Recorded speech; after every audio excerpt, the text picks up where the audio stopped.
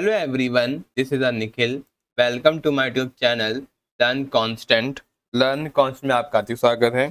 Friends, आज हम लोग वीडियो में डिस्कस करने वाले हैं सीबीएसई क्लास 8 आपकी पॉलिटिकल साइंस के एनसीईआरटी टेक्स्ट बुक है, जिसमें हम लोग डिस्कस करने वाले हैं चैप्टर 5 और चैप्टर 5 के अकॉर्डिंग आपका वीडियो सेशन रहेगा। डिस्कशन 5 रहेगा।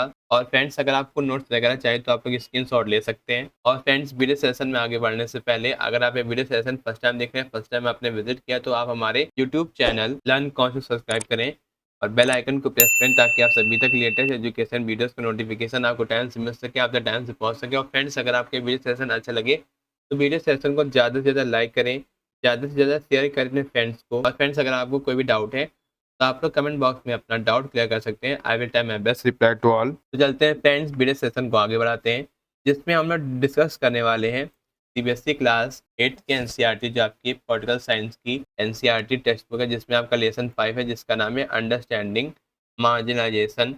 यानी कि जो आपका मार्जिनलाइजेशन है क्यों होता है, हम लोग समझेंगे इस लेसन में। और फ्रेंड्स, ये आपकी टीचिंग एग्जाम्स के लिए बहुत ही इंपॉर्टेंट है यह वीडियो सेशन, और आपकी प्रिपरेशन करने में आपको मदद करेगा। और ये आपका एनसीईआरटी बेस्ड रहेगा, और इस वीडियो सेशन के माध्यम से आपका एनसीईआरटी समझने में और भी आसानी होगी। और ये आपकी क्लास 8 की सोशल साइंस का, पॉलिटिकल साइंस का जो डिस्कशन है, डिस्कशन 5 है। और इस वीडियो सेशन के माध्यम से आपका एनसीईआरटी बुक का जितना भी कंटेंट है आपको पढ़ने में और भी मज़ेदार लगने लगेगा। और एनसीईआरटी कंटेंट और एनसीईआरटी टॉपिक आपको समझ में आ जाएगा इस वीडियो सेशन के माध्यम से। तो फ्रेंड्स, इस वीडियो सेशन के लास्ट से बने रहें, ताकि आपको लेसन 5 की हर एक टॉपिक और हर एक कंटेंट को समझने में आसानी हो और हर एक कंटेंट आपको समझ में आ जाए। और फ्रेंड्स, ये आपकी क्लास 8 की एनसीईआरटी टेक्स्ट बुक है पॉलिटिकल साइंस की, जिसका नाम है social and political life third, सामाजिक एवं राजनीतिक जीवन थर्ड। और ये आपकी हिंदी मीडियम और इंग्लिश मीडियम दोनों में अवेलेबल है। और फ्रेंड्स, ये आपकी एनसीईआरटी टेक्स्ट बुक आपको एनसीईआरटी की ऑफिशियल वेबसाइट से मेरे टेलीग्राम चैनल से आपको मिल जाएगा। मैंने दोनों का लिंक इसी वीडियो के डिस्क्रिप्शन पर आपको दे रखा है, तो आप लोग चेकआउट कर लीजिएगा। और फ्रेंड्स, ये आपकी बुक का कंटेंट है, जिसमें हम लोग डिस्कस करेंगे यूनिट 4 का social justice and marginalisation, chapter 5 understanding marginalisation. Lesson 5 है आपका अंडरस्टैंडिंग मार्जिनलाइजेशन में हम लोग डिस्कस करेंगे कि जो आपका मार्जिनलाइजेशन है किस तरीके से वर्क करता है और क्यों, किस लिए यूज़ किया जाता है।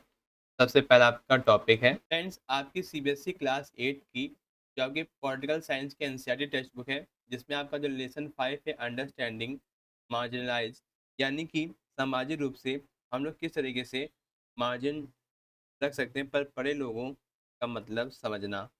और जितने भी सोशली सामाजिक रूप से जो मार्जिनलाइज किए गए हैं, तो सबसे पहले आपका मीनिंग है इसमें दिया गया कि मार्जिनलाइज पर होने का अर्थ है कि चीज़ों के केंद्र में नहीं बल्कि किनारों पर रहना। उदाहरण के लिए हम लोग समझ सकते हैं कि यदि आप क्रिकेट खेलते हैं तो आप केवल टीम के खिलाड़ी बनकर रह जाते हैं, ना कि कप्तान। तो ये आपका था सोशली मार्जिनलाइज्ड। नेक्स्ट है various reason for the marginalised are. अब आपका फ्रेंड्स नेक्स्ट टॉपिक है कि जो आपका मार्जिनलाइजेशन है पर डालने जाने के लिए विभिन्न आपके क्या क्या कारण हैं। तो लोग अलग अलग भाषाएं और रीति रिवाज का पालन करते हैं। विभिन्न धार्मिक समूह विभिन्न बहुसंख्यक समुदाय से संबंधित होते हैं। गरीब लोगों को निम्न दर्जे का व्यक्ति दूसरों की तुलना में कम मानवीय कहा जाता है, जो उनके अपने अधिकारों तक पहुंचने में असमर्थता की ओर इशारा करते हैं, जिससे उन्हें शक्तिहीनता का एहसास होता है।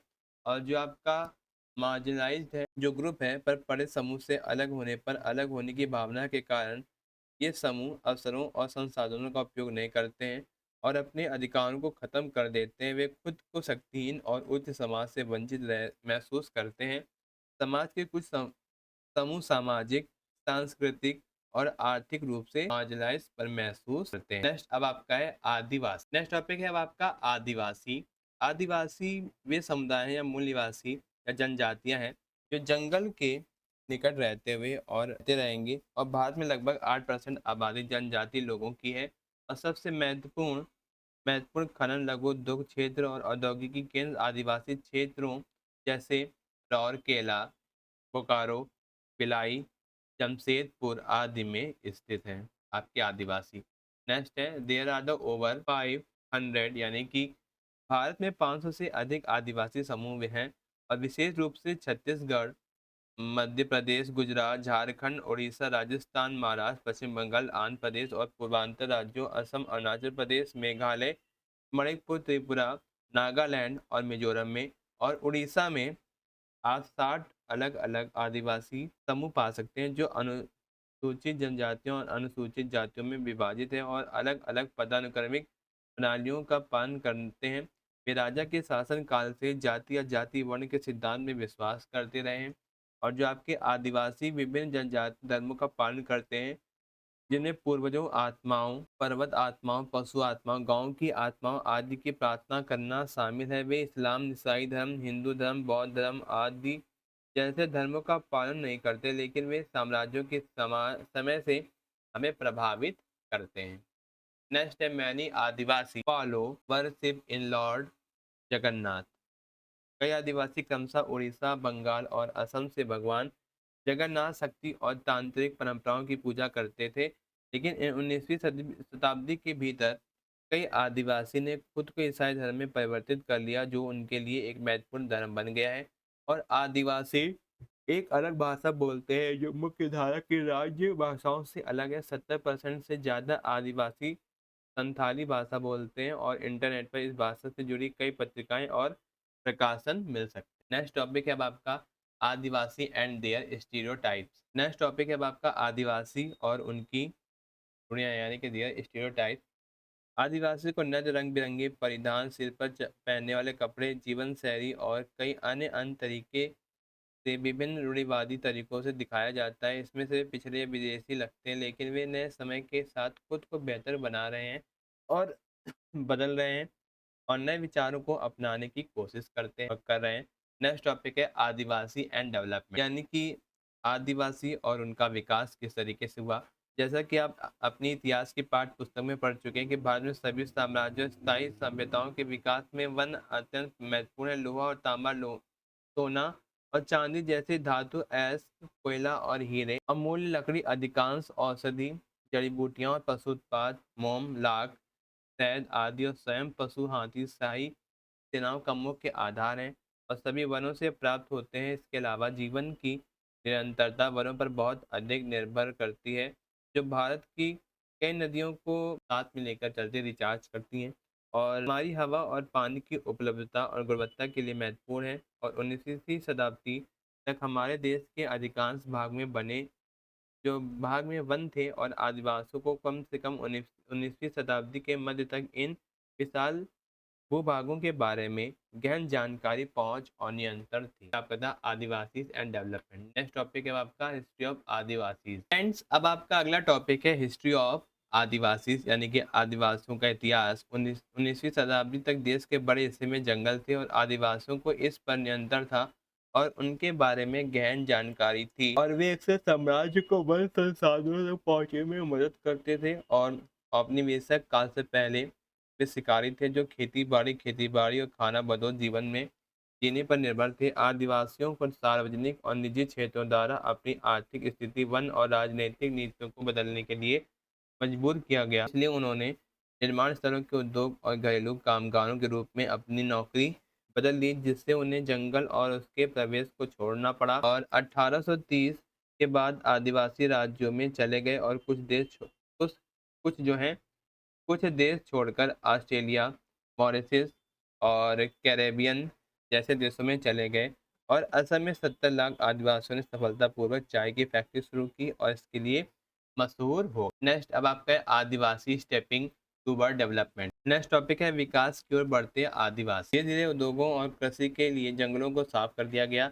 आदिवासियों को प्राकृतिक संसाधनों, खनन क्षेत्रों, खनिजों और अन्य औद्योगिक परियोजनाओं से समृद्ध स्थानों पर आश्रय दिया गया और सूत्रों के अनुसार खनन परियोजनाओं के शुरू होने के कारण 50% से अधिक आदिवासी विस्थापित हो गए और 69% लोगों ने अपनी जमीनें खाली कर दी और हम स्वतंत्र भारत में बड़ी संख्या में बांधों के निर्माण के लिए उड़ीसा, छत्तीसगढ़, झारखंड और आंध्र प्रदेश से हैं और पूर्वांचल भारत में 4,50,551 वर्ग किलोमीटर भूमि पर 104 राष्ट्रीय उद्यान और आपका जो 1,18,918 किलोमीटर स्क्वायर जो आपकी भूमि है, भूमि फैली हुई है और जो मूल रूप से आदिवासी लोगों द्वारा बसाए गए थे, वे जनजाति को जंगल से बेदखल कर दिया गया, तो उन्हें भोजन और आश्रय नहीं मिला, इसलिए वे काम की तलाश में दो शहरों में चले गए और स्थानीय उद्योगों और निर्माण स्थलों में काम करने लगे। नेक्स्ट है Adivasi faced hardship and poverty where 45% of